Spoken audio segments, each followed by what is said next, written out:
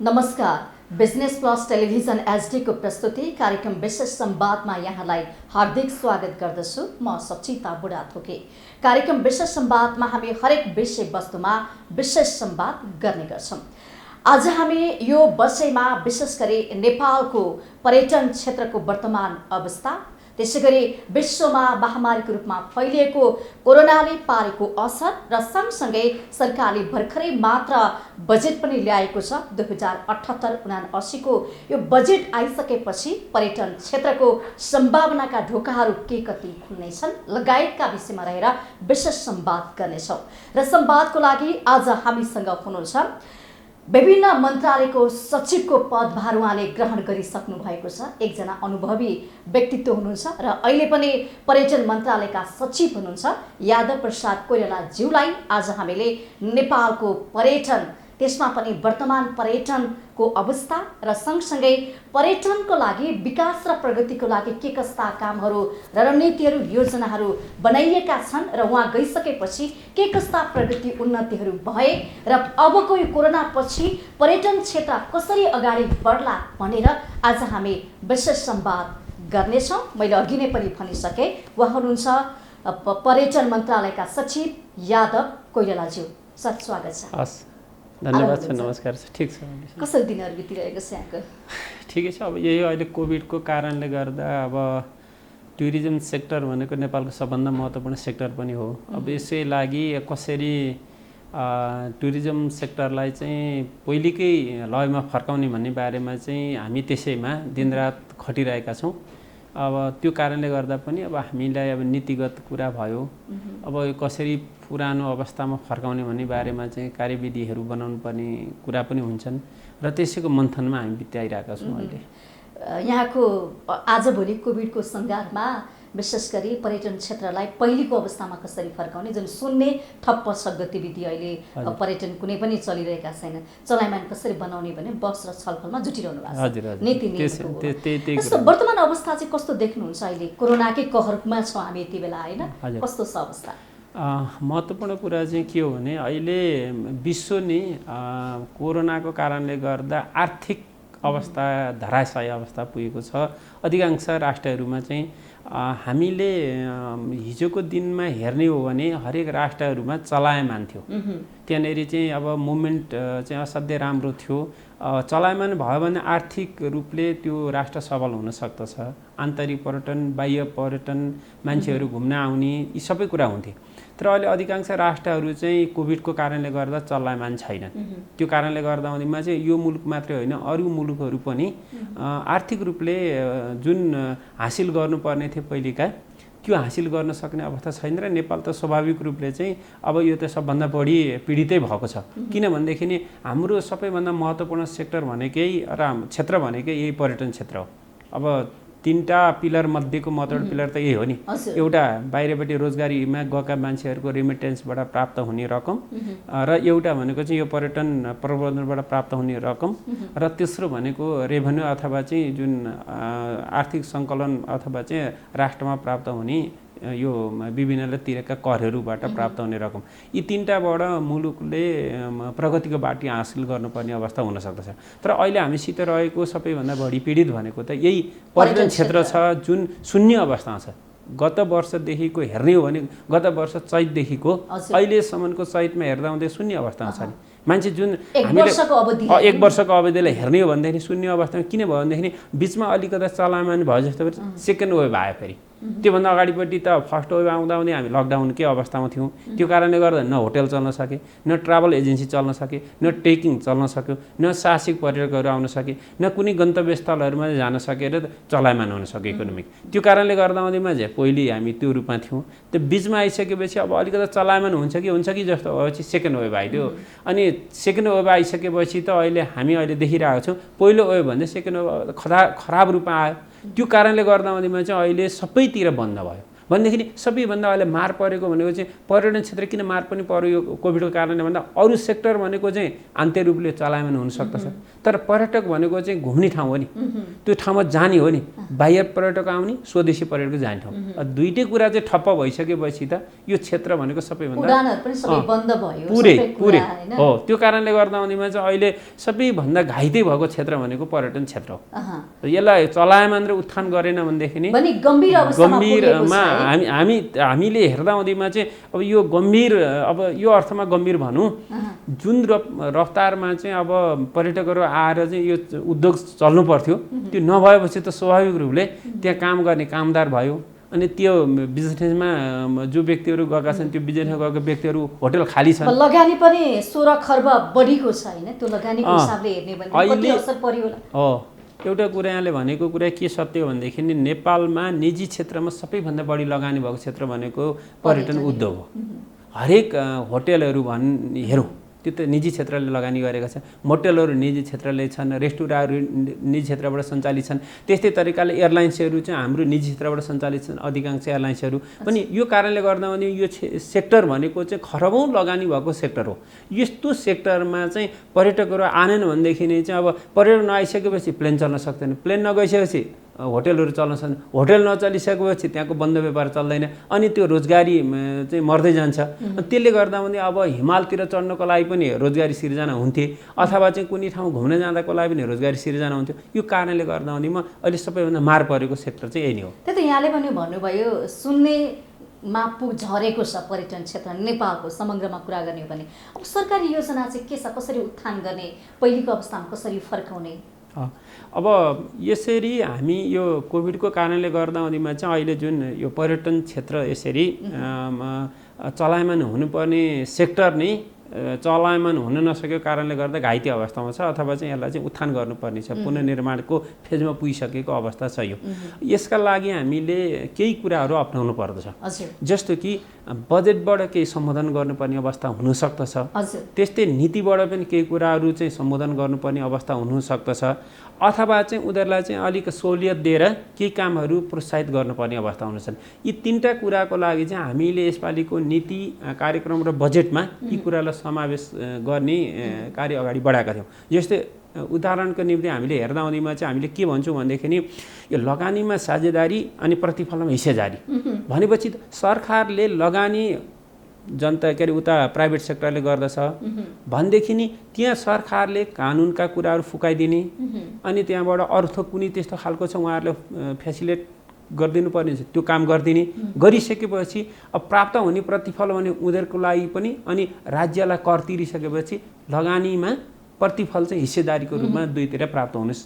यी कामको लागि चाहिँ हामीले चाहिँ धेरै व्यवस्थापन गर्न सक्ने पर्ने अवस्था छ, कानुनमा सुधार गर्नुपर्ने छ, उनीहरूलाई चाहिँ केही प्रोत्साहित गर्नुपर्ने हुन्छ, अन्तर्राष्ट्रिय जगतमा प्रचार प्रसार गरेर चाहिँ पर्यटकहरू भित्राउनु पर्ने हुन्छ, अनि त्यो विभिन्न कुना काप्चामा चाहिँ आन्तरिक पर्यटक घुमाउनु पर्ने अथवा बाह्य पर्यटक पुर्याउनु पर्ने, यी कामहरू पनि हामीले गर्नुपर्ने छ। जस्तो सरकारी कर्मचारीलाई बिदा दिने 10 दिन घुम्नको लागि भन्ने कुरा पनि आएको छ, त्यो घुम्नकै लागि हो नि त, पर्यटन घुम्न भन्दा पनि हामीले के सोच्यौँ भनेदेखि नि अबको 1.5 वर्ष 2 वर्ष अझै पनि विदेशी पर्यटकहरू चाहिँ संसारमा कुनै पनि ठाउँमा चाहिँ खुला रूपले घुम्न सक्ने अवस्था बन्न सक्दैन कोभिडको कारणले गर्दा। भनेपछि पर्यटन क्षेत्र पुनरुत्थान हुनको लागि पर्यटन क्षेत्रलाई चाहिँ वृद्धि गर्नको लागि अझै 1.5 वर्ष हामीले कुर्नुपर्ने अवस्था छ। यो रफ्तारमा चाहिँ हामीले सबैले सुई लगाउन सक्यौँ, खोपको सर्वसुलभता हुन सकु भनेदेखि नि अब 1.5-2 वर्षसम्म हामीले कुर्नुपर्ने अवस्था छ संसारभरि घुम्नको लागि। 1.5-2 वर्षको लागि चाहिँ यस्तै मैले अघि भने जस्तै तरिकाले चाहिँ होटल व्यवसायहरू, ट्राभल एजेन्सीहरू लगायतको अरू ट्रेकिङ लगायतको क्षेत्रहरू के हुने भयो भन्दाखेरि धराशायी हुने भयो। त्यसको लागि चाहिँ अब के गर्ने त भन्दा सरकारले एउटा नीति ल्याउँ, जस्तो कि हामी आन्तरिक पर्यटनलाई अभिवृद्धि गर्नको लागि चाहिँ अहिले सबैभन्दा आन्तरिक पर्यटक अभिवृद्धि गर्ने काम के हुन सक्ला भनेदेखि 10 दिनको कर्मचारीलाई वर्ष दिनमा बिदा दिइसकेपछि त्यो ठाउँमा घुम्न जान्छन्, घुम्न गइसकेपछि त्यो ठाउँमा इकोनोमिक चलायमान हुन्छ, त्यो ठाउँमा चाहिँ होटलहरू बुकिङ हुन सक्दछ, त्यो ठाउँमा मान्छेहरू अरूको चाहिँ एक्टिभिटी बढ्दछ र त्यहाँका सामानहरू खरिद गर्न सक्दछन् आन्तरिक। त्यस कारणले गर्दा पनि पर्यटक प्रवर्धन हुन सक्छ भनेर चाहिँ यो अहिले हामीले चाहिँ यो नीति लिएका हौँ। गत वर्ष पनि 2 दिनको नीति आएको थियो नि हैन? यस्तो थियो, गत वर्ष चाहिँ हामीले अध्ययन गऱ्यौँ, पर्यटन प्रबन्धन गर्न 2 दिनको बिदा दिन सक्यो भनेदेखि नै कर्मचारीहरू सरकारी कर्मचारी निजामती मात्रै नभएर त्यहाँनिर चाहिँ सार्वजनिक संस्थानका कर्मचारी भए प्राइभेट सेक्टरका कर्मचारी लगायतका सबै हामीसित झन्डै 10 लाखभन्दा बढी कर्मचारी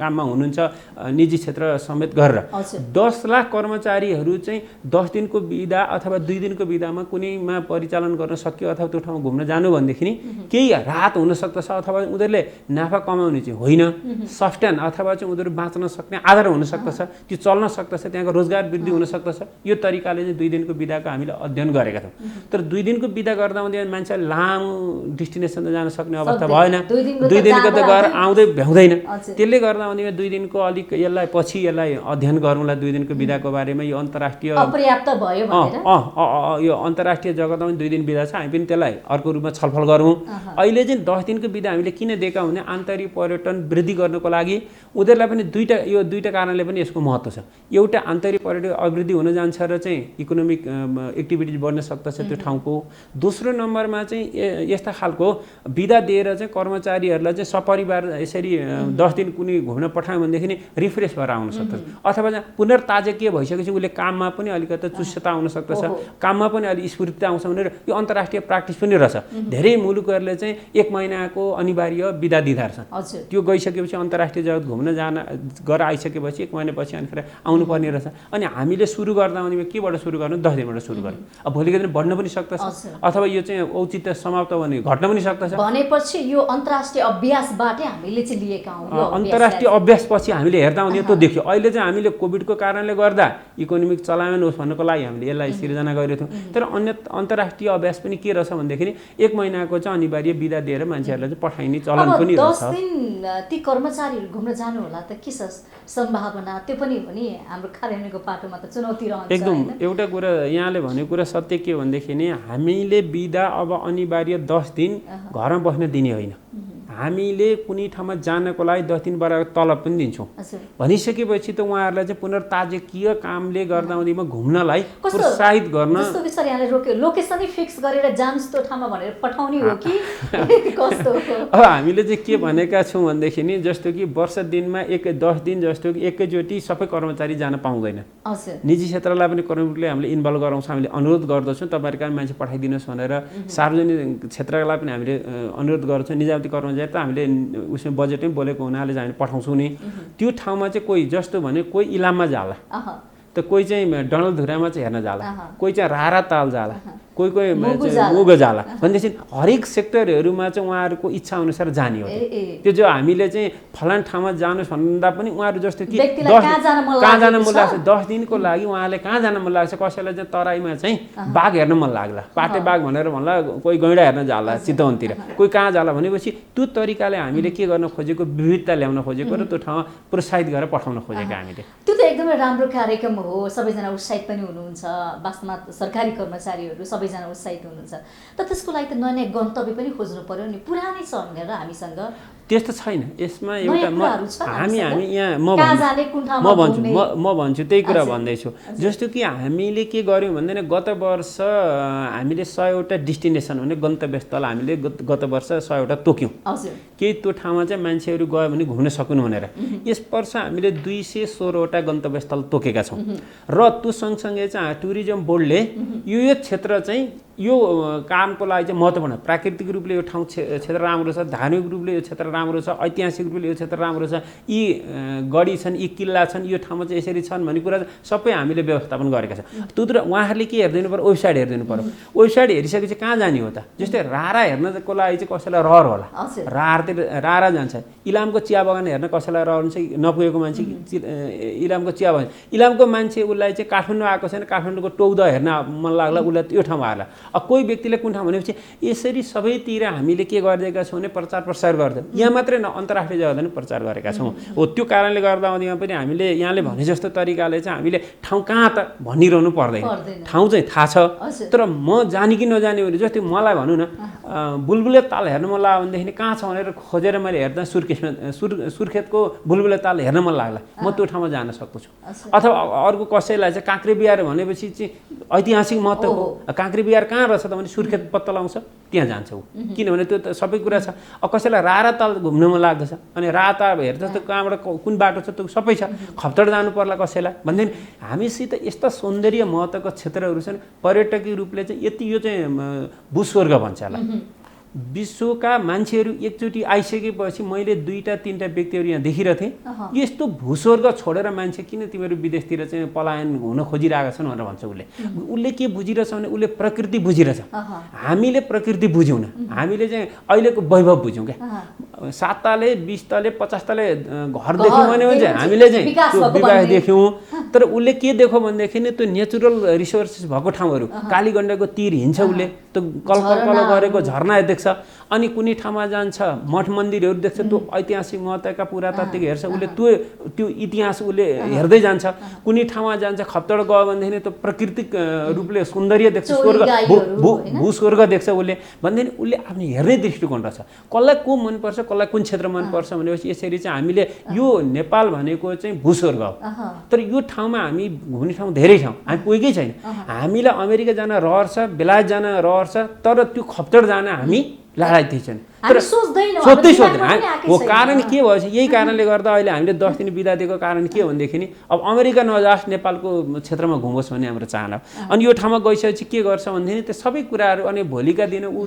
गएपछि उसले के पत्ता लगाउँछ भनेदेखि हामी किन अमेरिका जाने अथवा म किन चीनतिर जाने अथवा म किन बेलायत जाने जानुपर्ने ठाउँ त यो रहेछ अनि अर्कालाई भन्छ अनिखेर अर्को जान्छ गरेपछि विकास हुने यो हो क्या मान्छे एकचोटि गइसकेपछि उसले चाहिँ विकास गर्दै जान्छ र चाहिँ त्यो ठाउँ चाहिँ अनि अन्तर्राष्ट्रिय जगतमा चाहिँ त्यो चिना पर्ची हुन सक्ने भएको हुनाले हामीले यो 10 दिनको बिदाको सदुपयोग त्यसरी गराउन खोजेका हौँ जस्तो यहाँले भन्नुभयो आम नेपालीहरूले नेपालको बारेमा अझसम्म बुझेका छन् त्यसमा पनि पर्यटक क्षेत्र के हो भन्ने कुरा अझ पनि नबुझे जस्तो देखियो होइन जस्तो विदेशमा विदेशीहरू छुट्टी हुने बित्तिकै नेपालमा आउन आतुर गर्छन् के हतारिन्छ कसरी नेपाल पुगौँ नेपालको हिमाल हेर्न होइन हिमाल चढ्नको लागि र्याफ्टिङ गर्नको लागि झरनाहरूमा विश्वमा चर्चित छन् के नेपालका हिमालहरू झरनाहरू खुला नालाहरू यहाँको खाना वेशभूषा त्यो एकदमै राम्रो छ तर नेपालीले किन आफ्नो देशको यो गौरवशाली कुराहरू हुन्छ नि प्राकृतिक सुन्दरता यो सम्पदा जति पनि छ नि हामीले बनाउनु परेको छैन आफै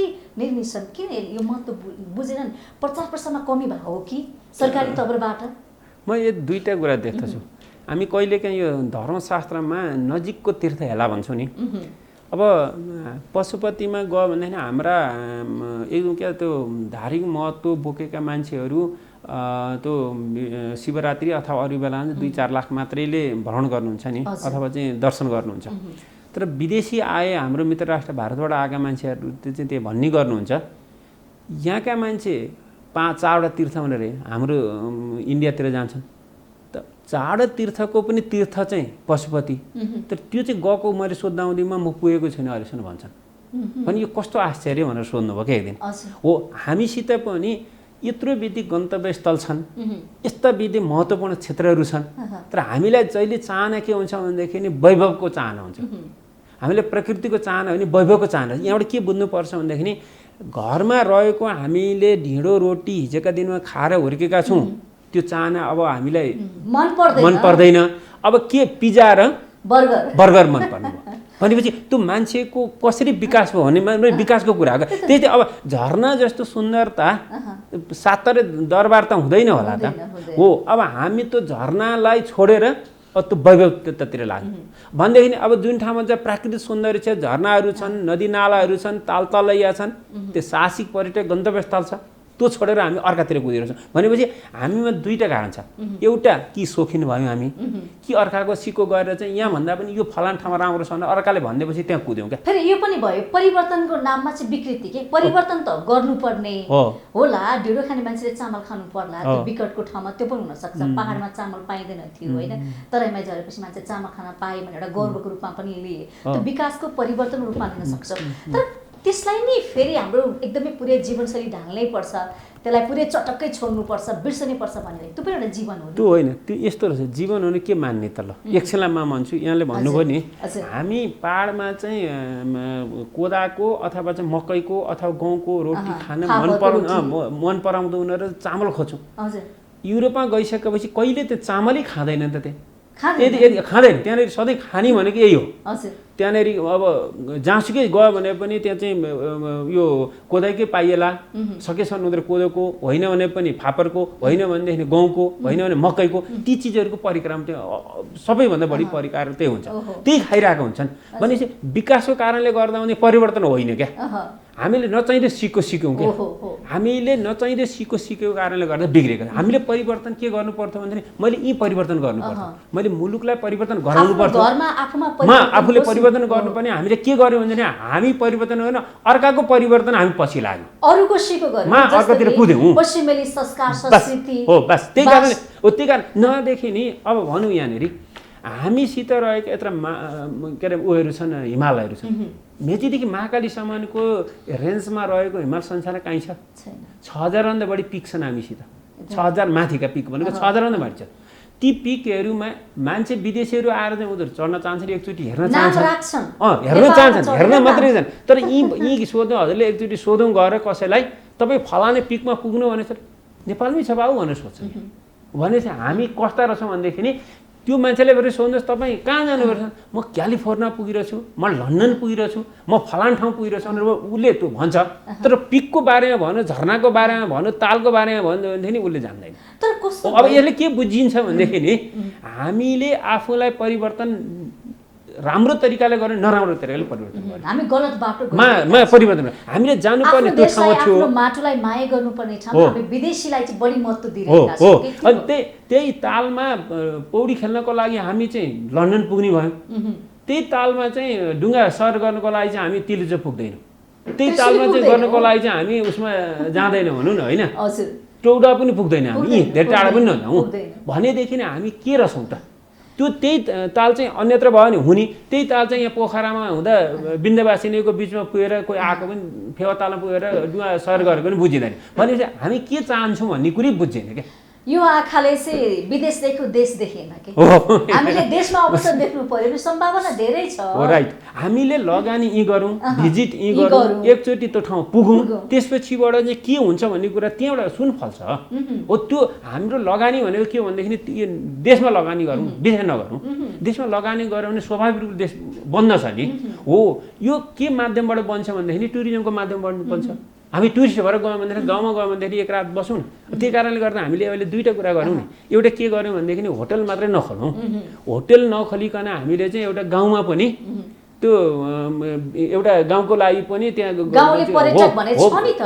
त्यही मैले भनेको भिलेजमा गएपछि मान्छे बस्ने वातावरण होस् भन्नको लागि पनि हामीले त्यो ठाउँमा पनि होटल साना खालका त्यो होस् भनेर हामीले त्यसलाई पनि प्रोत्साहित गरेका छौँ अनि होटेलहरूलाई पनि प्रोत्साहित गरेका छौँ अनि साना गाउँमा बस्ने मान्छेहरूलाई पनि प्रोत्साहित गर्नको लागि विभिन्न हामीले चाहिँ अनुदानहरू गरेका छौँ विभिन्न छुटहरू दिएका छौँ भनेदेखि मान्छेहरू आकर्षित भएर त्यो ठाउँमा गएर बसौँ त्यहाँको परिवेशसित घुलमिल गरौँ त्यसको संस्कृतिसित उनीहरू चाहिँ केही आफूलाई चाहिँ घुलमिल गराउन सकुन् र यो भयो भने पर्यटन बढ्दछ त्यही त 3 तहको सरकार छ स्थानीय सरकार प्रदेश सरकार केन्द्र सरकार छ तर पर्यटकको विकास त खोइ त सुनिन्छ त अब यसलाई पर्यटकको कारण चाहिँ के हुँदो रहेछ भनेदेखि म यहाँलाई भन्छु सबभन्दा बढी लगानी भएको क्षेत्र भनेको पर्यटन हो पर्यटन क्षेत्रमा चाहिँ कसैलाई पनि हामीले प्रोत्साहित गर्न सक्दो रहेछौँ कानुनी रूपले बाध्य गर्न सक्दैन प्रोत्साहित गर्नको लागि उनीहरूले भित्र कन्साइनबाट प्रोत्साहित हुनु पर्यो कसैले धर्म त मान भनेर मैले भन्न सक्दिनँ धर्म यस्तो हो है तिमीले धर्म मान्यो भने तिमीले सही बाटो हिँड्छौ भनिदिने मात्रै काम हो हाम्रो तर तैँले गएर पूजै गर्नुपर्दछ तैँले व्रतै बस्नुपर्दछ यो हाम्रो काम होइन हो सरकारले के गरिदिन्छ भनेदेखि यी गन्तव्य स्थल छन् यो ठाउँमा गयो भनेदेखि अन्तर्राष्ट्रिय जगतमा राम्रा छन् त्यो क्षेत्रहरू तिमी त्यो ठाउँमा हेर्न जाऊ भनेर भनिदिने हो अब त्यो कुरा हामीले मान्यौँ भनेदेखि कन्साइनले ठिक छ होइन भनेदेखि यदि तिमी त्यो ठाउँमा गयो भने तँलाई दण्डित गर्छु भनेर हामीले भन्न सक्दैन त्यो कारणले गर्दा पनि के भइदियो भने हामीले पर्यटकहरू त्यो ठाउँमा आन्तरिक रूपले लान सक्यौँ भएको त्यति अरू केही होइन सरकारले आफ्नो तर्फबाट त्यसै भरपुर सबै गरेको छ हामीले भने पर्यटन विभागले गरिरहेको छ किनभने ट्रेलहरू खोलिरहेको छ पर्यटन विभागले अनि इन्फ्रास्ट्रक्चरहरू अथवा चाहिँ त्यो ठाउँमा जान लागि उसले क्षेत्र बनाइरहेको छ निर्माण गरिरहेको छ अब एकैचोटि त हुँदैन अनि प्रचार प्रसार गर्ने टुरिज्म बोर्डले गरिरहेको छ उसले चाहिँ अन्तर्राष्ट्रिय जगतमा सबै ठाउँ पुर्याएको छ हामीले नेपालका हरेक क्षेत्रहरूको बारेमा चाहिँ अन्तर्राष्ट्रिय जगत हामीले प्रचार प्रसार गराएका छौँ अब उनीहरूले के हेर्छन् सबै ठाउँमा चाहिँ घर घर नपुग्ला उनीहरूको पनि तर हामीले एमएसी मार्फत प्रचार प्रसार अगाडि बढाउनु भनेका छौँ। हजुर। त्यो कारणले गर्दा आउँदिमा चाहिँ अहिले आउने भनेको मान्छे फेरि अलिकता हामीलाई पनि के देख्यो भनेदेखि नि प्रचार गर्ने बेला हामीले के भन्यो साहसिक पर्यटक भनेर भन्यो क्या। अब माउन्टेनिङ पर्यटक भनेर भन्यो। अब माउन्टेनिङ पर्यटक भने 60 वर्ष उमेरको मान्छे त त्यो चढ्न सक्दैन। साहसिक भनेपछि त यङ मात्रै चाहियो। यङ त्यहाँ पनि अलिकता यङ मान्छे जति छैन अभाव भन्दा पनि उनीहरू काम गर्नुपर्ने होला, उनीहरू आउनु नसक्ला। अब त्यहाँ त बुढेसकाल आएपछि 60 वर्ष पुगिसकेपछि त त्यो त नेपाल जाने कि नजाने उनीहरू सोच्नु पर्ने, किनभने त्यो साहसिक भनेको चाहिँ हिँड्नुपर्छ भनेको छ, त्यो ठाउँ पहाड चढ्नुपर्छ भनेको छ, अनि हामी जान सक्दैनौँ भन्छ। त्यो कारणले पनि अलिकता हामी कमजोर भएका हौँ कि जस्तो लाग्दछ अन्तर्राष्ट्रिय जगतमा। अब हामीले छ हो, मैले त्यसैलाई हामीले अहिले परिवर्तन गरेको छु। अहिले हामीले साहसिक मात्रै होइन, हामीसित रहेको तराईका छन् नि त, यत्राविधि नेसनल पार्कहरू छन्। ती नेसनल पार्क भनेको त जो पनि जान पाउँछ, जो पनि जान सक्दछ, बुढाबुढी पनि पाउँछ अथवा बच्चा पनि जान सक्दछ, जो पनि जान पाए, जो पनि सक्दछन्। पहाडै मात्र चढ्न आउने होइन, हामीसित यस्ता सुन्दर ठाउँहरू छन्। पाटेबाग नेपालमा मात्रै छ, एकसिङे गैँडा नेपालमा मात्रै छ, अनि यहाँका जङ्गलहरू नेपालमा पाउने जङ्गल अन्यत्र पाइँदैन, यहाँका खोला राफ्टिङ नेपालमा अन्यत्र छैनन्। यहाँ सुन्दर जानको लागि यो ठाउँमा चाहिँ हामीले प्लेनको व्यवस्था गरेका छौँ अथवा हेलिकप्टर व्यवस्था गरेका छौँ अथवा चाहिँ गाडीबाट जान सक्छौँ। यो कुरा सबै कुरा हामीले बुझ्यौँ भनेदेखि अब हामीले थेगी नसक्नु फेरि त्यो पर्यटकहरू वृद्धि पनि हुनसक्छ। अब त्यो कारणले गर्दा यसलाई अब हामी त्यसमा जोड दिन गइरहेका छौँ अहिले। कार्यक्रममा यति बेला पालो भएको छ विश्रामको।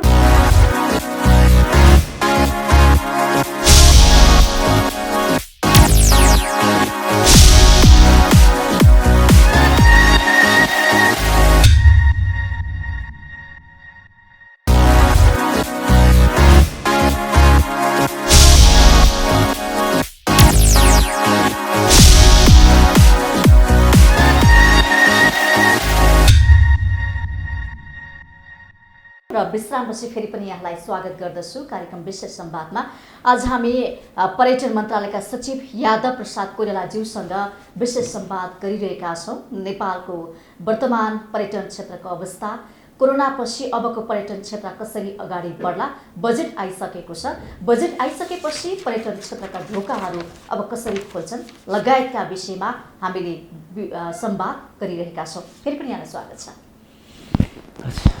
अब यहाँले भन्नुभयो गत वर्ष 100वटा गन्तव्य हामीले खोजी गऱ्यौँ र यस वर्ष 216वटा भन्नुभएको छ।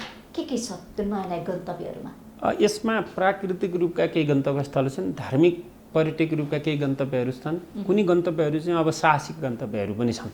यसरी हामीले विभिन्न क्षेत्रबाट विभिन्न मान्छेहरूलाई चाहिँ भेराइटी तराईतिर जानु पर्यो भनेदेखि नि त्यो जुन प्राकृतिक रूपले चाहिँ त्यहाँ रहेका चाहिँ अब पार्कहरूको निर्माण होला अथवा पार्कहरूमा चाहिँ उनीहरू घुम्नको लागि 2 दिन 3 दिन घुमेर बस्छन्, त्यो ठाउँमा हेरुन् भन्नको लागि ती गन्तव्य स्थलहरू हुन सक्छन्। पाहाडतिर गयो भनेदेखि झरनाहरू होलान् अथवा चाहिँ त्यो जुन ठाउँमा तालतलैया पनि होलान्, त्यो क्षेत्रलाई पनि हामीले त्यसरी रूपमा स्वीकार गरेछौँ। अझ त्यो सेफ फोक्सनकै कुरा गर्ने भने त्यो ठाउँमा गइसकेपछि मान्छे 1-2 दिन ती बस्छन् भन्ने हामीले त्यो सोचाइ पनि राखेका छौँ। त्यस्तै तरिकाले चाहिँ खप्तडको कुरा गर्यो भने त्यहाँ गइसकेपछि मान्छे ती बस्छन् भन्ने चाहना पनि हुन्छ। यसरी गन्तव्यहरूलाई हामीले विभिन्न क्षेत्रमा चाहिँ प्राकृतिक क्षेत्रले, सांस्कृतिक क्षेत्रले, अनि ऐतिहासिक यो धार्मिक क्षेत्रले, अनि गढी का कारणले गर्दा जस्तै हिजोका हाम्रा विदेशी राजनीतिक हिसाबले पनि छन्। हिजोका दिनमा ती विदेशीहरूसित कसरी लडिरहेथे भन्ने कुरा हामीले वीर वीराङ्गनाहरू कसरी लडे, ती क्षेत्रहरू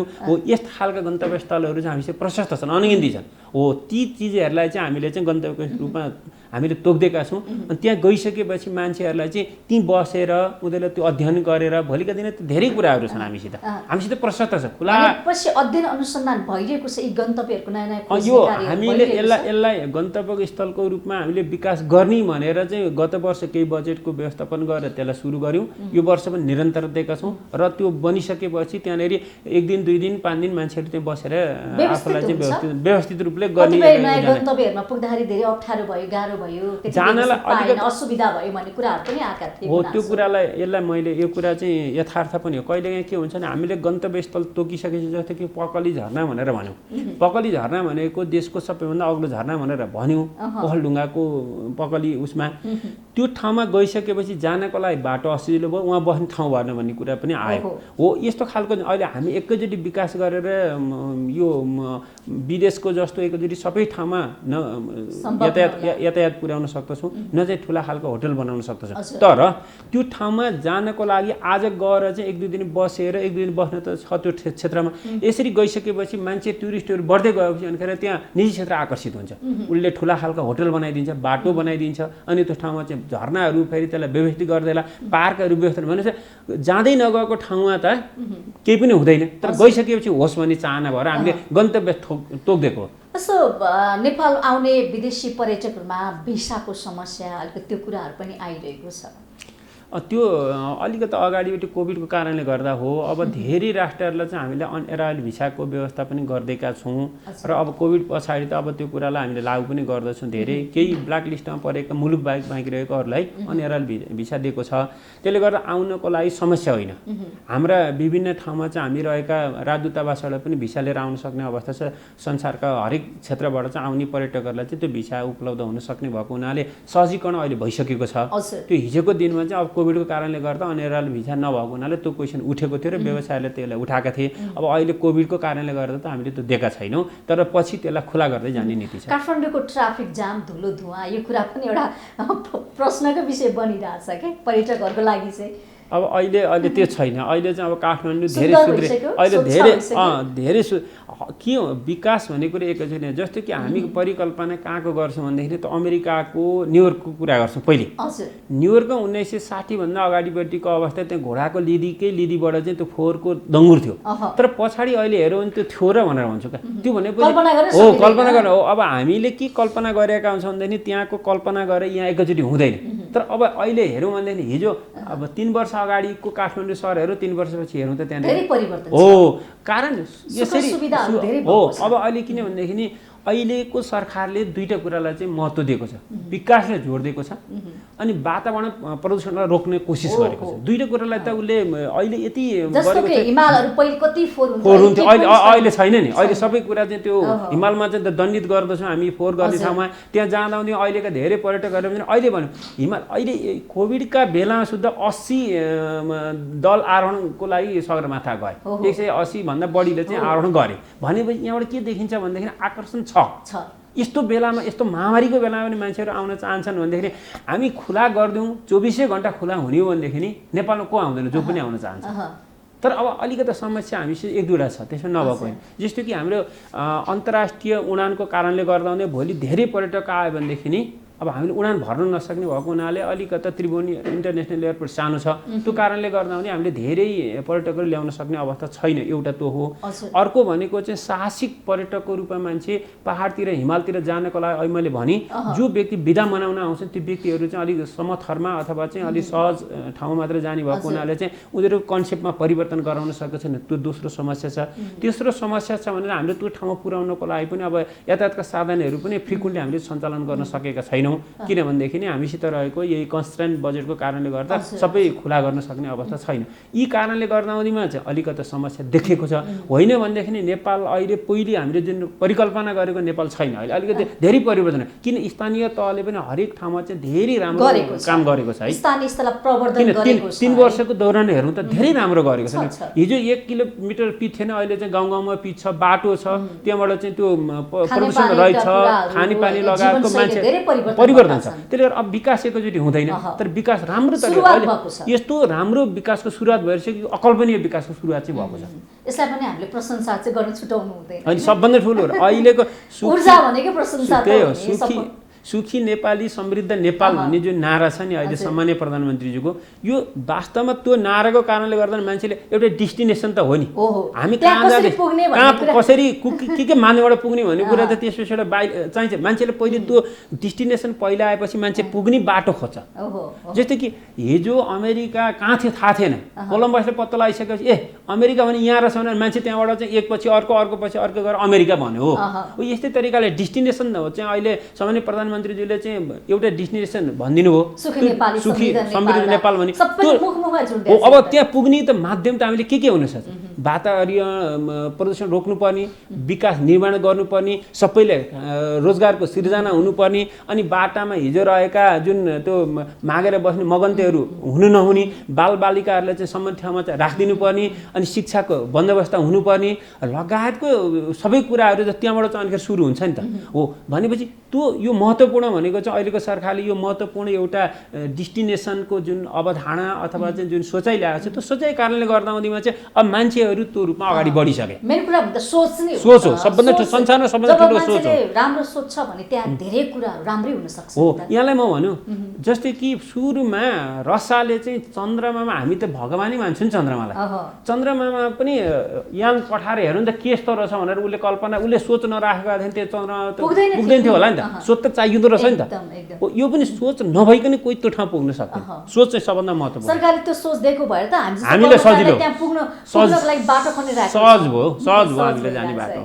अब बजेटको कुरा म गर्दैछु होइन, बजेट त आयो सरकारले, अब बजेट आइसकेपछि पर्यटकका जुन सम्भावनाका ढोकाहरू चाहिँ के खुल्छन्? यसमा हामीले यो बजेट बनाउने बेलामा हामी धेरै छलफल गरेका थियौँ। बजेट हामीले केही कुराहरूलाई सम्बोधन हुनुपर्छ भन्ने हाम्रो माग थियो। पर्यटन प्रवर्धन गरी कार्यको लागि आफ्टर कोभिड बजेटलाई कसरी अगाडिपट्टि बढाउनुपर्छ भन्ने कुरामा चाहिँ हामीले केही क्षेत्रहरूको पहिचान पनि गरेका छौँ। जस्तै कि त्यो मध्येमा अघि मैले भने लगानीमा साझेदारी र प्रतिफलमा हिस्सेदारी भनेको कार्यक्रम पनि त्यो उनीहरूलाई प्रोत्साहित गर्नको लागि चाहिँ सब्सिडी दिनुपर्दछ। त्यो जुन कर्जाको पुनर्कर्जा लगायतको व्यवस्था पनि होस् भन्ने एउटा चाहना हो। त्यो भइदियो भनेदेखि नि उनीहरू सस्टेन हुन सक्दछन्, अथवा चाहिँ अहिले कोभिडको कारणले गर्दा आउँदैमा थला परेको पर्यटन व्यवसाय उत्थान हुनसक्छ, पुनरुत्थानको बाटो रहन सक्छ भन्ने एउटा विषय थियो। हामीले त्यसमा केही सम्बोधन होला भनेर हामीले त्यो आशा गरेका थियौँ र अब त्यसलाई अगाडिपट्टि निरन्तर हुन्छ। अनि दोस्रो भनेको चाहिँ हामीले पर्यटन गन्तव्य स्थलहरू तोकिसकेपछि आन्तरिक पर्यटक प्रवर्धन गर्ने, जसको कारणले गर्दा अहिले थला परेका चाहिँ होटेलहरू छन् तिनलाई पनि अलिकति सहज हुन्छ, सस्टेनको लागि होस् भन्ने थियो। त्यसको लागि 10 दिनको हामीले कर्मचारीहरूलाई चाहिँ त्यो ठाउँमा घुमाउने अनि अरूलाई पनि प्रोत्साहित गर्ने भन्ने थियो। त्यो कुरा बजेटमा यसपालि परेको हुनाले चाहिँ अब यो सहज हुन सक्दछ, किनभने आन्तरिक पर्यटक वृद्धि गर्नको लागि त त्यो ठाउँमा त मान्छे जानु पर्यो। हो त्यो कारणले गर्दा त्यसलाई सुरु गरेपछि त्यो सहज हुन्छ भनेर हामीले त्यसलाई मानेका थियौँ। त्यो पनि अहिले बजेटमा राखिएको छ। त्यस्तै पथ प्रदर्शकहरू अब पथ प्रवर्धन गर्ने कार्यको लागि, जस्तो कि हामी कुनै क्षेत्रमा जानु पर्यो, पहाडी क्षेत्रमा जानु पर्यो, तराई क्षेत्रमा अथवा कहीँ जानु पर्यो भनेदेखि त्यो ठाउँमा जाने माध्यम भएन, बाटो भएन, त्यो जान सक्दैन। हो त्यसको लागि पनि हामीले अब त्यसलाई निर्माण गर्नुपर्छ भनेर हामीले चाहिँ बजेटमा बोलेका थियौँ। त्यो काम पनि बजेट यसपालि राखेको छ। अब यसै वर्ष हामीले अन्तर्राष्ट्रिय उडानमा यदि कोभिड भएन भनेदेखि चाहिँ लुम्बिनी र पोखरामा अन्तर्राष्ट्रिय उडान भर्ने भनेका छौँ। किन दुईटै भनेको सबभन्दा महत्त्वपूर्ण गन्तव्य। एउटा धारिउडुले महत्त्वपूर्ण छ लुम्बिनी, त्यसमा चाहिँ क्यालिब्रेसन हुन बाँकी छ। अब त्यहाँ हवाई उडान भर्नको लागि अब त्यो फाइनल भइसकिरहेको छ। त्यस्तै तरी पोखरामा एउटा डाँडो काट्न बाँकी छ, बाँकी रहेको त्यहाँ पनि सिद्धिसकिरहेको छ। यसै वर्ष हामीले त्यो पनि सञ्चालन गर्ने भनेको छ। दुईटा भइसकेपछि पर्यटकहरू चाहिँ त्यो ठाउँमा आउन सक्छ। अनि तेस्रो भनेको क्षेत्रीय उडान, जस्तै विराटनगरबाट चाहिँ नेपालगञ्ज अथवा नेपालगञ्जबाट चाहिँ हुम्ला अथवा सिमीकोट अथवा अर्को कुनै जानुपर्ने छ भनेदेखि क्षेत्रीय उडानहरू भर्ने भनेका छौँ। हामीले त्यसलाई पनि यो वर्षको बजेटमा व्यवस्थापन गरेर चाहिँ ती क्षेत्रहरू राख्ने भनेका छौँ। त्यस्तै तरिकाले नजिकका डेस्टिनेसनहरू छन्, जस्तो कि बनारसबाट चाहिँ काठमाडौँमा आउँथ्यो भनेदेखि अब बनारसबाट पोखरा जाने, अथवा बनारसबाट चाहिँ धनगढी जाने, अथवा बनारसबाट चाहिँ नेपाल के अरे उसमा जाने विराटनगर जाने, अथवा चाहिँ अब उता बङ्गलादेशबाट चाहिँ विराटनगर आउने, बङ्गलादेशबाट चाहिँ पोखरा जाने, यो क्षेत्रीय उडानको रूपमा पनि पर्यटकहरू भित्राउनको लागि चाहिँ यसपालि हामीले चाहिँ बजेट व्यवस्थापन गरेका छौँ र त्यसलाई पनि प्रोत्साहित गरेका छौँ। अनि त्यस्तै तरिकाले चाहिँ अरू होटेलहरू भयो अथवा ट्राभल एजेन्सीहरू भयो, अब चाहिँ टुर गाइडहरू, यिनलाई पनि प्रोत्साहित हुनको लागि चाहिँ हामीले चाहिँ टुरिज्म बोर्ड मार्फत चाहिँ उनीहरूलाई चाहिँ तालिमको व्यवस्था गर्ने, उनीहरूलाई चाहिँ सब्सिडी दिनुपर्ने छ त्यो दिने, कानुनमा परिवर्तन गर्नुपर्ने छ त्यो दिने लगायतको कार्यहरू पनि करको छुटको कुरा पनि अहिले दिएको छ हामीले। विस्तार गर्ने हो राइट। यी कामहरू चाहिँ अहिलेको बजेटले बोलेको छ। अब हामीसित एकचोटि सबै कुरा हामीसित पनि कन्सर्न छ, किनभने स्वास्थ्य सबभन्दा ठुलो कुरा।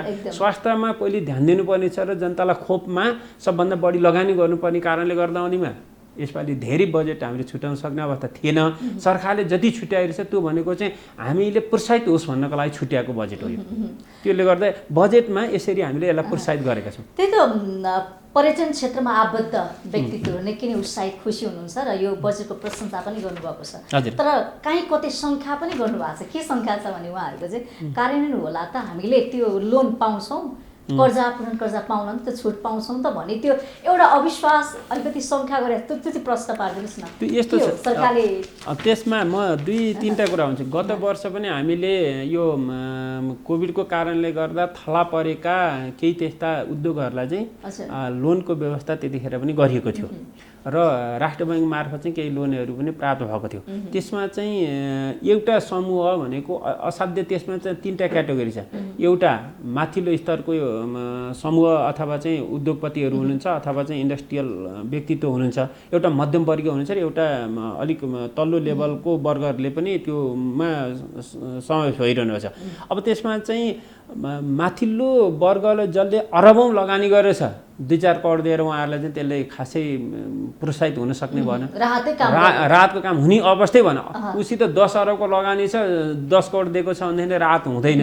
मध्यम वर्गलाई अलिकति त्यसले केही राहत दिन सक्दछ, अनि निम्न वर्गलाई फेरि त्यसलाई राहत नदिन सक्दछ त्यो, किनभने उसलाई थोरै हुन सक्दछ अथवा चाहिँ उसले लिन नसक्ने अब किन उसित लिने कर्जा लिन सक्ने क्यापेसिटी नहुन सक्दछ भनेदेखि सीमित व्यक्तिमा मात्रै त्यो गयो, बाँकी रहेको अरूले पाएनन् भन्ने गुनासो थियो।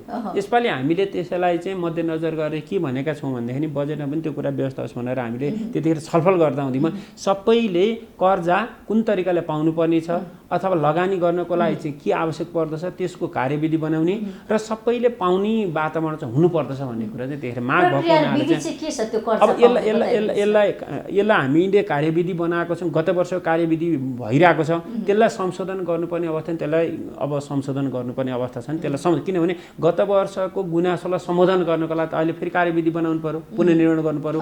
हो त्यसको कामको लागि चाहिँ यसलाई चाहिँ फेरि हामीले भन्दा पनि राष्ट्र बैङ्कले चाहिँ यसलाई बढी किन कर्जाको विषय परेको हुनाले हामीले चाहिँ यस्तो यस्तो छ भनेर सुझाव दिने हो। राष्ट्र बैङ्कले यसलाई चाहिँ कार्यान्वयन गर्ने बेलामा चाहिँ त्यो कुरा पनि काम गर्न सक्दछ। त्यो कारणले गर्दा पनि अब नहुने भन्दा पनि हामीले त्यसलाई चाहिँ सबै मिलेर त्यसलाई हुने बनाउनु पर्दछ। पहुँचको आधार मात्रै दिन्छ भन्ने कुरा त्यसैलाई मैले भन्नु खोजेको हिजोको दिनमा जति विकृति थियो, विसङ्गति थियो, त्यसलाई अन्त गरेर अहिले त्यसलाई समानुपातिक वितरण गर्नुपर्छ। त्यो हामीले छलफल गरेर त्यसलाई गर्छौँ। वास्तविक पीडितले पाउनु पर्दछ र पाउँछन् पनि त्यसलाई। किनभने अब हिजो अब 2 महिनापछि खुल्ला भन्ने थियो, अब अहिले वर्ष दिन नआइसक्यो, पीडित त सबै भयो नि। त्यो भएको हुनाले अब यसलाई चाहिँ प्रोत्साहित सबैले गर्नुपर्छ भन्ने दिनुपर्दछ, सबैले पाउनु पर्छ, समानुपातिक पाउन् भन्ने चाहना छ। हाम्रो मन्त्रालयले त्यसलाई चाहिँ पहल कदमी लिन्छ, यसमा अब भर्खर बजेटको सुरुवात भइन्छ, अब यसको बन्दैछ विधि प्रक्रिया कानुन सम्मत तरिकाले हामी त्यो बनाउँछौँ अगाडि। यो पर्यटन क्षेत्रमा नीति नियमको के अप्ठ्यारो छ? अब हामीले कहीँ त्यस्तो होइन, ठिकै छ। मैले त्यही भनेको हामीसित यस्तो छ, नीति नियम भन्दा पनि विदेशी लगानी प्रवर्धन गर्नको लागि केही नीति नियमहरू चेन्ज गर्नुपर्छ। त्यो कुरा चाहिँ अब हामीले स्वाभाविक रूपले जस्तो कि विदेशी लगानीहरू नेपालमा आउँदामा सहज लगानी गर्न सक्ने अवस्था छैन भन्ने कुरा उनीहरू माग्छ। तर उनीहरूले पनि के गर्न सकिरहेका छैन भने के कुरामा असहज छ भन्ने कुरा चाहिँ उनीहरूले बताउन सकेका छैन। असहज छ चाहिँ भन्छन्, मागो भने के हो थाहा छैन। त्यसले गर्दा हाम्रो चाहिँ बुझाइ के हो भन्ने कुरो थाहा छैन। उनीहरू आउँछन्। अब संसारमा पनि के हुन्छ भने कुनै पनि इन्डस्ट्री खोल्नु पर्यो भनेदेखि केही सर्टेन नियम पालन गर्नुपर्छ, रुलहरू छन्, सबै संसारमा त्यही हुन्छ। त्यो उनीहरू चाहिँ त लगानी गरिसके एकद्वार नीतिबाट लगानी हामीले गर्न पाए अलिकति सहज हुन्छ भन्ने उनीहरूको माग एउटा चाहिँ पहिलेदेखिको माग त्यही हो। सबैतिर घुम्नु नपरोस्। जस्तै हाम्रो के छ, वातावरणको लागि जानु पर्यो भनेदेखि वन मन्त्रालय जानु पर्यो, अनि पर्यटन जानु पर्यो भने पर्यटन मन्त्रालय जानु पर्यो, अनि त्यस्तै तरिकाले चाहिँ यो घरहरू बनाउनु पर्यो होटल भनेदेखि उसमा जानु पर्यो, हाम्रो नगरपालिका जानु पर्यो, अनि त्यस्तै तरिकाले तिनीहरूका चाहिँ विभिन्न सामान ल्याउनु पर्ने उद्योगमा जानु पर्यो भने हजारतिर हामी भौतार्यौँ भन्दै एउटै क्षेत्रमा चाहिँ सबै हामीले पाउने तरिकाले गर्न एकद्वार नीति भइदियो हुन्थ्यो भन्ने उनीहरूको चाहना पहिलेदेखि हो। त्यसलाई केही सम्बोधन र करेक्सन गर्ने काम चाहिँ भएको छ। अहिले लगानी बोर्ड मार्फत के अरे यो काम अगाडि बढाएको छ र एकद्वार नीतिमै अगाडि बढ्नुपर्छ भनेर चाहिँ अब त्यो कुरा गरेको छ उद्योग मन्त्रालयले। अब त्यसमा अझ पर्याप्त छैन भनेदेखि त्यसलाई कसरी बनाउनु पर्छ त्यो जान हामी विदेशीको मात्रै होइन, स्वदेशीको पनि हो, होइन स्वदेशीको पनि माग हो। होइन त्यही भएर एकद्वार नीति हामीले यसरी लानुपर्छ भनेर हाम्रो पनि हो चाहना त्यो अनुसार बढ्यो भनेदेखि नि मान्छे सबैतिर कुद्नु नपरोस्। अब यसैको लागि अहिले हामीले एउटा एप्स निर्माण गरेको छ नेपाल सरकारले। त्यो भनेको जस्तै नागरिक एप्स छ। नागरिक एप्समा चाहिँ भएका धेरैतिरको हामीले अब त्यसमा एकैचोटि अहिले छैनन्, तर सबैतिरको त्यसरी छ भने फर्म त्यहाँ राखिदिने, ती भरेपछि जहाँ जहाँ जान्छ त्यसमाबाट उसले ओके गरेर त्यहाँ आउने भनेर चाहिँ हामीले अहिले नागरिक एप्स छ। नागरिक एप्स खुली रूपमा एप्लाई भयो भनेदेखि नि अहिले यहाँले भनेको कुरा अथवा उद्योगीहरूले भनेको कुरा अथवा अरूको गुनासो त्यो सम्बोधन हुन्छ। त चाहिँ त्यो कहिलेदेखि सञ्चालन अहिले सञ्चालन भइसक्यो। अब त्यो चाहिँ सबै जोडे फेरि एकैचोटि जस्तो कि उद्योगको पनि त्यहाँ जोड्नु पर्यो, पर्यटन पनि त्यहाँ जोडिदिनु पर्यो, अथवा चाहिँ अरूको पनि जोड्नु पर्यो। अब हरेक निकायको त्यहाँ जोडिसकेपछि त्यो एप्सभित्र जोडेपछि अनि यहीँ बसेर जस्तै नागरिकता भेरिफिकेसन गर्न नागरिकतामा जानु पर्यो नि जिल्ला प्रशासन कार्यालय, यहीँबाट मैले पठाइदिन्छु मेरो नम्बर र नाउँ, त्यसपछि उसले भेरिफिकेसन गरेर पठाइदिन्छ। अनि त्यही कुरा चाहिँ नागरिकताको अब मैले बोकेर कपी बोकेर जानु परेन। अब एकैचोटि मैले पठाइदिन्छु उद्योगमा अथवा कम्पनी रजिस्ट्रेटको कार्यालयमा, अनि कम्पनी रजिस्ट्रेटको कार्यालयले चाहिँ यसो हेर्छ यो नागरिकता उसको ठिक छ भनेर नागरिकता उसले ठिक दिन्छ। अब त्यही शैक्षिक प्रमाणपत्र चाहियो भने त्यो कुरा त्यहीँबाट हेरिदिन्छ, भेरिफिकेसन गर्दछ। अनि कुनै भर्नु पर्यो, मलाई इन्डस्ट्री खोल्नु पर्यो भनेदेखि त्यहीँबाट उसले चाहिँ भर्दछ। उसले चाहिँ उहाँ गएर त्यहीँ एप्लाई गरेपछि अनलाइन एप्लाई गरेपछि उहाँ जान्छ, उहाँ गरेपछि उसले सबै कुरा हेर्छ। हेरिसकेपछि दस्तखत गर्ने बेला जानु पर्ला, न अरू बेला जानु पर्यो, अरूको बेला जस्तो सधैँ कुदिरहनु पर्यो भने यस्तै एक द्वार चाहिँ अब सुरु चाहिँ भएको छ। अब तर सबै जोडिसकेपछि त्यो फुल फङ्सनमा काम होला। जस्तो वैदेशिक लगानी आवश्यक हो कि के हो खास? यो विरोध पनि भयो नि 20 ताका। होइन, वैदेशिक संसारको यस्तो छ। म एउटा इक्जाम्पल दिन्छु। 1990 भन्दा अगाडि चाइना वैदेशिक लगानी भित्राएको थिएन। देङ सियाओपिङले चाहिँ वैदेशिक लगानी भित्राउनु पर्छ भनिसकेपछि 1989 ताका एउटा नीति ल्याइसकेपछि अहिले 20 वर्षको दौरानमा चाइना कहाँ पुग्यो? वैदेशिक लगानी किन चाहिन्छ भन्ने कुरा त्यहाँबाट त्यो एउटा इक्जाम्पल, त्यो एकदम इक्जाम्पल हो त्यो। किनभने स्वदेशी लगानीले मात्रै ठुला इन्डस्ट्री खोल्न सक्दैन। हामीले धेरै व्यक्तिहरूको वैदेशिक लगानी कारण भारतमा पनि मल्टिपल कम्पनीहरू छन् जुन इन्टरनेसनल मल्टिपल कम्पनी छन्। त्यो कारणले गर्दामा चाहिँ उसले पनि ठुलो आम्दानीको स्रोत त्योबाट हुन्छ। चीनमा पनि सबैभन्दा बढी चाहिँ विदेशी लगानीहरूबाट चाहिँ त्यो धेरै आम्दानीको स्रोत भएर त्यस्तै इन्डस्ट्री खोल्छ। अब हामीसित पनि पुँजी पनि भित्राउनु पर्छ, प्रविधि पनि भित्राउनु पर्दछ, त्यसपछि एउटा वर्कर्सहरू भित्राउनु पर्छ भने सबै कुराहरू भित्राउनको लागि चाहिँ यी मात्रै हामी निर्भर भएर हुँदैन, विदेशी लगानी पनि आवश्यक पर्छ। जस्तो कि इन्डस्ट्रीको हाम्रो पर्यटनकै कुरा गर्ने हुँदैन, हामी किन कहिलेकाहीँ विदेशी लगानी भित्राउनु पर्दछ भन्ने कुरा कसरी देखिन्छ भनेदेखि जस्तो उदाहरणको निम्ति एउटा चेन होटल छ, साङ्ग्रिला भनौँ अथवा चाहिँ रेजेन्सी होटल भनौँ अथवा चाहिँ कुनै होटलको नामले तपाईँ अन्तर्राष्ट्रिय चेन होटलहरू उसले के गर्छ भनेदेखि नि मान्छेले हेर्दा आउँदैमा चाहिँ कहाँ गएर बस्ने के गर्ने भनेपछि यहाँका होटलले मात्रै त उसले त मान्छे आउँदैन, भर पर्दैन नि। चेन होटल छ भनेदेखि उसले उहीँबाट यो होटल रहेछ भनेपछि नेपालमा राम्रो ठाउँ रहेछ है भन्ने कुरो उसले थाहा पाउँछ नि। सुविधा सबै कुरा छ त्यहाँ रहेछ, राम्रो रहेछ भनेदेखि त्यसै जहाँ पायो त्यहाँ होटल खुल्दैन। त्यो कारणले गर्दा भने त्यो टुरिस्टहरू आकर्षित हुन्छ। त्यसले गर्दा पनि हामीले विदेशी लगानी भित्राउन किन जरुरी छ भनेदेखि उनीहरू थाहा पाउनको लागि। जस्तो कि रेजेन्सी होटल भन्ने बित्तिकै चाहिँ इन्डियालाई सर हेऱ्यो भनेदेखि नेपालमा पनि रहेछ भने भारतमा धेरै ठाउँ छ, अन्तर्राष्ट्रिय चेन होटल होला, अनि उसले हेर्छ ल नेपालमा पनि रहेछ भने राम्रो ठाउँ रहेछ त्यहाँ जानुपर्ने छ एकचोटि, उसले त्यसरी आउँछ। त्यस्तै तरिकाले शङ्कर होटल हो यसरी जोडिने भएको हुनाले पनि विदेशी लगानी आकर्षित गर्न आवश्यक पर्छ, जसको कारणले गर्दा आउँछ। जस्तो हाम्रो भनाइ चाहिँ के हो, अर्को पर्यटन मन्त्रालय भनेर अर्को छ, हामी कुनै एउटा गाउँ विदेशी कुनै नागरिकहरूलाई बस्न दिउँ। जस्तो उदाहरणको निम्ति नाम चाहिँ दिउँ जहाँबाट सगरमाथा देखियोस्। सगरमाथा हेर्नको लागि उनीहरू के गर्छन् भन्दाखेरि लालयतभरि किन आउने, त्यो एउटा गाउँै दिने उनीहरूलाई बस्ती विस्तार गरिदिने, उनीहरूले लगानी गर्छन्। अनि पर्यटक उनीहरूले ल्याउँछन्, भाइ आउला, छोरो आउला, भतिजो आउला, साथी आउला, एक दिन जाउँ त मेरा पनि छ लन्डनका मान्छे आएर त्यहाँनिर बस्थ्यो भने त्यो गाउँ दिउँ भने त लन्डनकाबाट त धेरै पर्यटकहरू त्यहाँ आउने हो नि। नेपाललाई फाइदा किन लगानी भयो एक, दोस्रो पर्यटक आयो दोस्रो, तेस्रो भनेको चाहिँ ऊबाट चाहिँ आम्दानी हुन्छ तेस्रो त्यहाँनिर यी खरिद गर्छ, यी किन्छ, अनि त्यहाँबाट उसले लगानी सबै कुरा गर्छ, दिने उनीहरूलाई प्रचार भयो नेपालको बारेमा विश्वमा जान्छ। अनि त्यो भएपछि के हुन्छ भने मान्छेहरू सबै ओहिरिन्छन् क्या यहाँनिर। हामीले पर्यटन प्रवर्धन गर्नको लागि सहज हुन्छ। त्यो गर्न सक्यो भनेदेखि नि अब त्यो सोचाइ त हाम्रो त्यो हो, मन्त्रालयको सोचाइ त हो, हाम्रो सोचाइ हो। अनि काम गर्नको लागि फेरि एकैचोटि हुँदैन, यसका विभिन्न कानुनहरू छन्, विभिन्न प्रविधि प्रावधानहरू छन्, त्यसलाई पनि सबै फुकाउँदै जानुपर्छ। सोचाइ सुरुमा आइसकेपछि अनि त्यो प्रचार गरेर गइसकेपछि भोलिका दिनमा मनाङमा एउटा गाउँ चाहिँ हामीले ल यो बेलायतीहरूलाई चाहिँ मनाङमा बस्नको लागि हामीले गाउँ दिन्छौँ, उनीहरू आएर बसुन्जेल बस्छन्, त्यसपछि सरकारलाई हस्तान्तरण गरेर जान्छन्, बुढाबुढी आएर बस्दछन् त्यहाँनिर, स्वर्गमा आएर मर्न पाइन्छ भने उनीहरू आउलान्, अथवा हाम्रो इन्डियन टुरिस्टहरू आएर त्यहाँ बस्न चाह्यो भने उनीहरू बस्लान्, अथवा अर्को ठाउँमा त्यसरी आएर बस्यो भनेदेखि के हुन्थ्यो भनेदेखि उनीहरू बसुन्जेलसम्म लिजमा दिन्छौँ हामी, अनि लिज अनि त्यहाँबाट 10 वर्ष 20 वर्ष 30 वर्ष लिजमा उनीहरूले घर बनाउँछन्, बस्छन्, त्यहाँ सबै कुरा हुन्छ, अनि विकास पनि हुन्छ, अनि पछाडि उनीहरूले चाहिँ त्यो छोडेर जान्छन् भनेपछि सरकारको हुन्छ, त्यहाँनिर चाहिँ विकास भइसकेको हुन्छ भनेपछि त्यो तरिकाले हाम्रो चाहिँ हाम्रो तरिका चाहिँ बदल्नुपर्छ, किनभने सधैँ यसमा विरोध हुन्छ, खालि एउटै मात्रै होइन। हामी विरोध हामी के गर्छौँ भनेदेखि यो भन्यो भनेदेखि अब सरकारले अब देश बेच्ने हो भनिदिन्छ, गलत अर्थै लाग्दिन्छ कि अब त्यसले गर्दा सोच्न जानुपर्छ। जस्तो कि भने भारतमा गयो भनेदेखि लिजमा दिन पाउँछ, अमेरिकामा लिजमा पाउने, अथवा चाहिँ चाइनामा गयो भने हामी फ्ल्याट किन्न पाउने,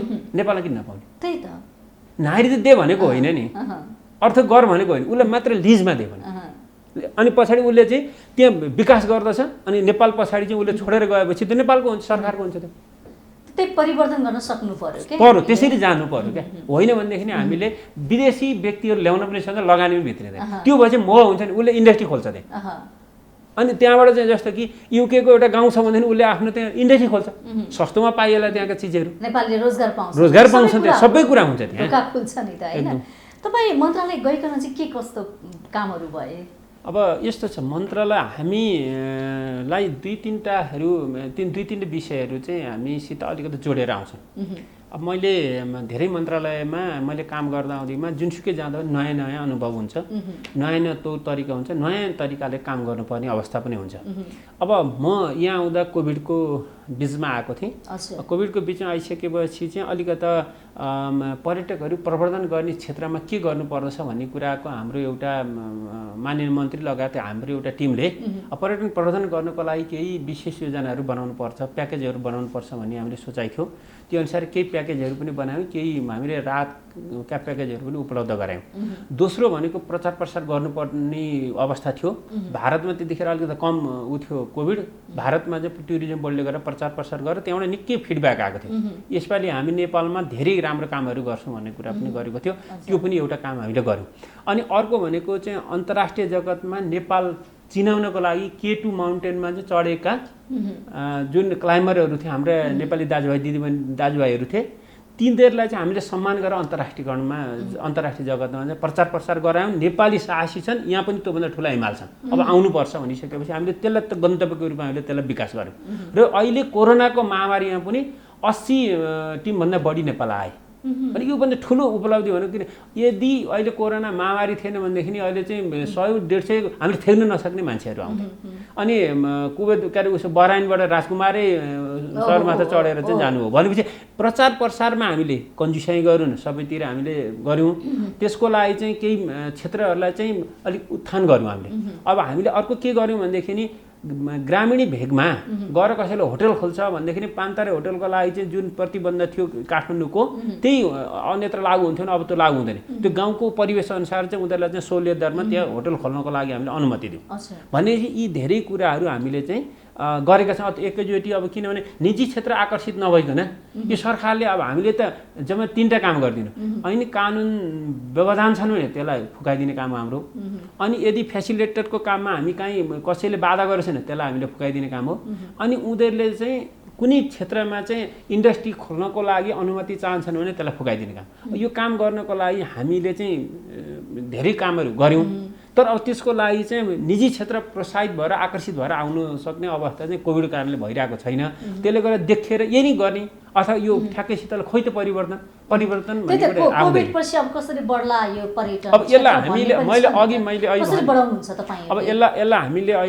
हामीले सोचेको सोचाइ भनेको लगानी हामीले निजी क्षेत्रलाई सबै लगानी गर्न सक्ने अवस्था छैन, तर निजी क्षेत्रलाई प्रोत्साहित गर्न सक्छौँ हामी।